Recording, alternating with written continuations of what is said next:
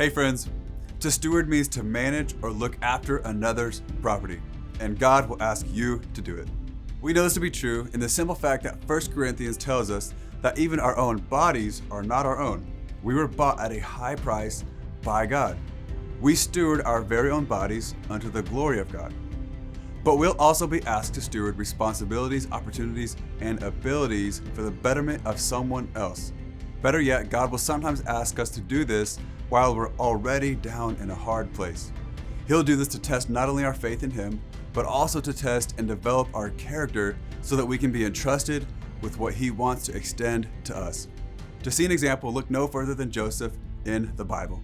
In Genesis 37, Joseph is sold into slavery by his brothers and he lands in the house of Potiphar, Pharaoh's palace guard. He works diligently and Potiphar recognizes God's favor on him and puts Joseph in charge of his entire household and property.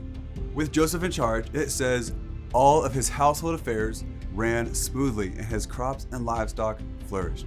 And here you have a test of stewardship, and Joseph is passing it with flying colors, serving under the title of a servant slave and prospering the property and possessions of Potiphar. Many times in the life of Joseph, he's treated unfairly.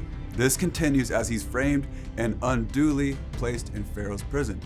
However, that doesn't mean God's favor wasn't on him. The prison warden put Joseph in charge of all the other prisoners and over everything that happened in the prison. The warden had no more worries because Joseph took care of everything. The Lord was with him and caused everything he did to succeed. He's doing all of this under the title of a prisoner, allowing for the success on behalf of Pharaoh's prison.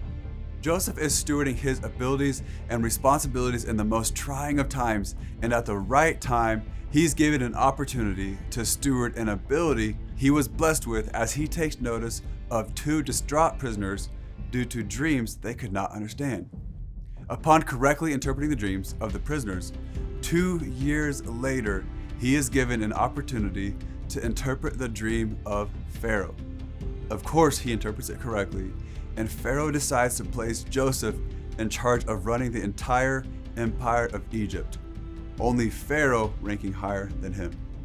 Joseph passed tests to see if he would steward responsibilities, opportunities, and abilities along the way to see if he could be trusted with the fullness of what God had in store for him.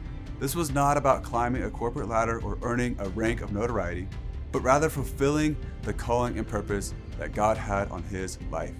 In Luke 16:10, it says, "Whoever can be trusted with very little can also be trusted with much." I think the question to ask is, what is God asking us to steward right now, and are we doing it?